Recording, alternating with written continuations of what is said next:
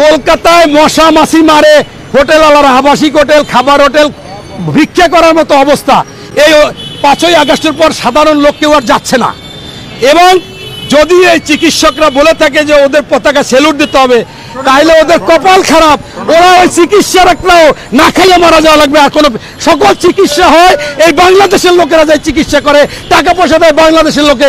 ভারতে আমি কয়েকবার গিয়েছি, ভারতের যারা আছে তারা এক কাপ চা খাওয়ার জন্য হিসাব করে। আপনি যদি চান যে আমি এক কাপ চা খাওয়াবো, আপনার পিছনে পিছনে 1 মাইল 2 মাইল হাঁটবে, এরকম তারা বুঝেন না। আপনারা শুনেন না, আগে দুপুরবেলা গেছে একেবারে 1টা-1:30টার সময়, কয় দাদা খেয়ে এসেছে না পরে এসে খাবেন, মানে অর্থাৎ খাওয়াবার এখন কোনো চিন্তা ভাবনা নাই।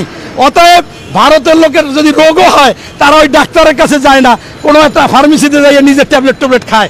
এই বাংলাদেশের মানুষের জন্য ওই দেশের রেস্টুরেন্ট, ওই দেশের আবাসিক হোটেল, ওই দেশের হাসপাতালগুলো, ডাক্তারগুলো বাইসে আছে। তোমাদের কপালে ভিক্ষা জুটবে, ভিক্ষা করবা কয়দিন পর যদি এরকম নিউজ দিয়ে থাকো।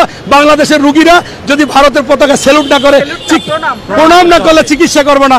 এইটা হবে না ইনশাল্লাহ। তোমাদের ভাতে না খাইয়ে মরতে হবে, ভিক্ষার ঝুলে নিয়ে নামতে হবে। আজকে বিভিন্ন টিভি চ্যানেলে দেখলাম ভারতের এই বিজেপি নেতা শুভেন্দু অধিকারী তিনি মিছিল মিটিং করতেছে।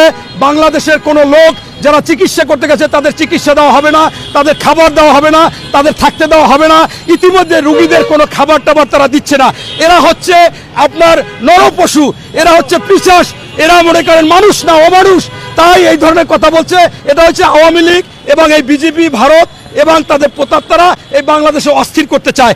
আপনারা তো দেখেছিলেন বিশ্বজিৎকে যখন কুপিয়ে কুপিয়ে জয় বাংলা স্লোগান দিয়ে মেরেছিল, তখন ওই জয় বাংলা স্লোগান দিয়ে যখন কুপিয়ে কুপিয়ে মারে, তখন বিশ্বজিৎ বলেছিল ভাই আমি শিবির না, আমি হিন্দু, আমি কাপড় খুলে দেখাচ্ছি।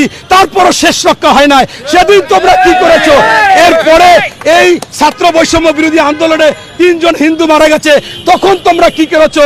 তোমরা আগে আমাদের একজন সাবেক মন্ত্রী ছিল বাংলাদেশের নাম করা হিন্দু বাবু গয়েশ্বর চন্দ্র রায়, তার মাথা পাঠিয়ে দিয়েছিল, তখন তোমরা আন্দোলন করনি। তার পুত্রবধূ নিপুণ রায়, তখন তোমরা কিছু করনি।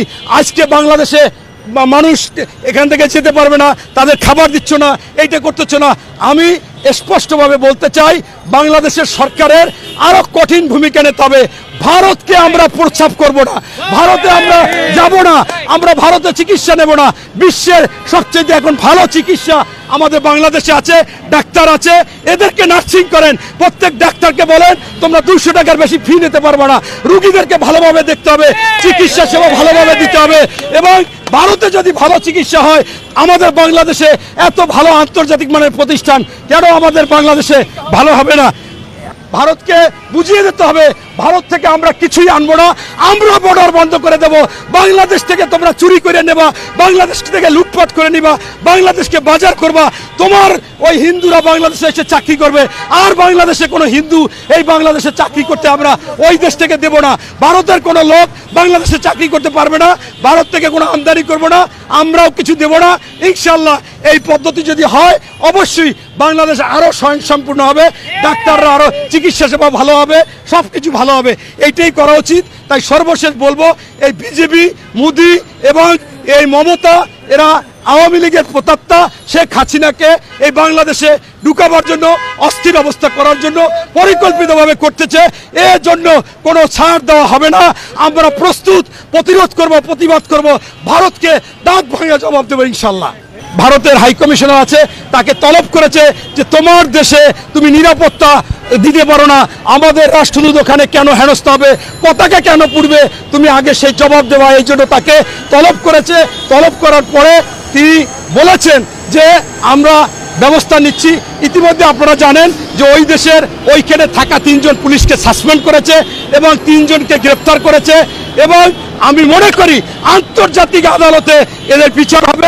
ইতিমধ্যে আন্তর্জাতিকভাবে সমালোচনার ঝড় উঠেছে যে এই আওয়ামী লীগের সরকার প্রেতাত্মা খুনি গণহত্যাকারী শেখ হাসিনাকে ওই ভারতের মোদি এবং এই মমতা এরা বাংলাদেশে ষড়যন্ত্র করে ঠুকাতে চায় বা আবারও ক্ষমতায় আনতে চায়, সেটা হবে না।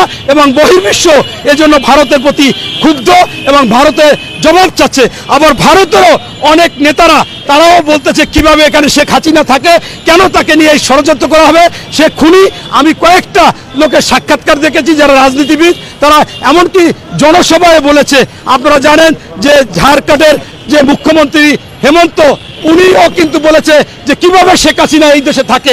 তাই ওদেশেও ঝড় উঠবে এবং ওদেশের যারা দেশপ্রেমিক আছে এই বিজেপি মমতার কথা শুনবে না, তারাও ওই দেশ থেকে তাড়াতে চাবে।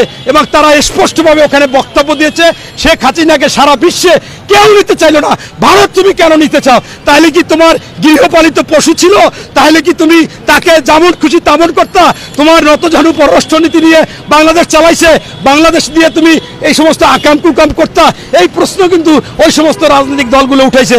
তাই আমি মনে করি যে এই আমাদের অন্তর্বর্তীকালীন সরকার কঠিনভাবে তাদের রাষ্ট্রদূতকে তলব করে এই জবাবদিহিতা চেয়েছে এবং পরবর্তীতে আরও কঠিনভাবে জবাব দিতে হবে। প্রয়োজনে বাংলাদেশে ভারতের রাষ্ট্রদূত থাকার এখানে দরকার নাই, আমরা সর্বত্র থেকে আমরা এখানে তাদেরকে তুলে দেবো ইনশাল্লাহ। আপনারা জানেন ইতিমধ্যে আমাদের বাংলাদেশের যে অন্তর্বর্তীকালীন সরকার আছে, বিশ্ব বরেণ্য নেতা যিনি ডক্টর মোহাম্মদ ইউনূস, আমাদের বাংলাদেশের জন্য নোবেল বিজয়ী, সেই নোবেল বিজয়ী ইউনূস গতকালকে বলেছে যে এই বাংলাদেশে ওই ভারতের যে সমস্ত অ্যাম্বাসি ছিল, রাষ্ট্রদূত ছিল, তাদের সকলকে বাংলাদেশে এখন তারা থেকে কাজ করবে।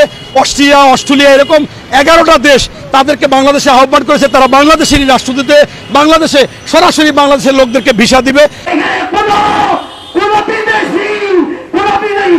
বাংলাদেশকে পরাভূত করতে পারবে না, পারবে না, পারবে না। প্রিয় ভাইরা আমার, আমি বাংলাদেশ সরকারের প্রতি আহ্বান জানাই।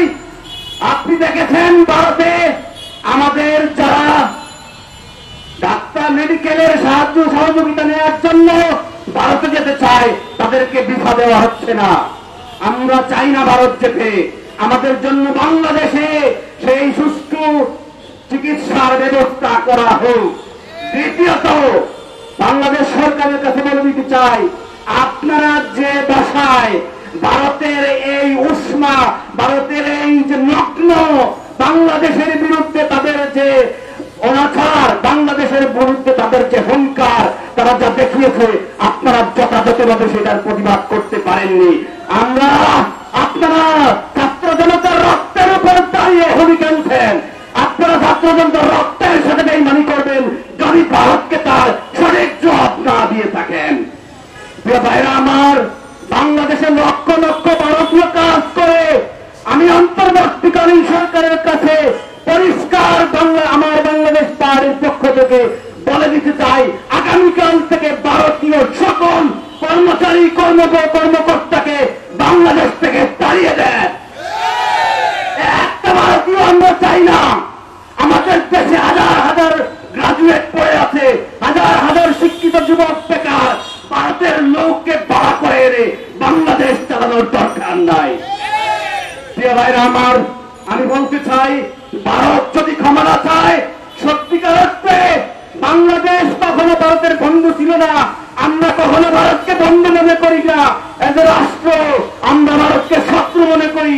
আমরা অলওয়েজ আমাদের রাষ্ট্রের স্বার্থে যতটা শত্রুতা করা লাগে ততটা শত্রুতা আমরা করে যাবো ইনশাআল্লাহ। সম্মানিত ভাইরা আমার, আপনারা সবাই এটি পার্টির আজকের এই বিক্ষোভ মিছিলে অংশগ্রহণ করার জন্য আপনাদের সবাইকে আহ্বান জানিয়ে আমার বক্তব্য এখানে শেষ করছি। সালাম আলাইকুম।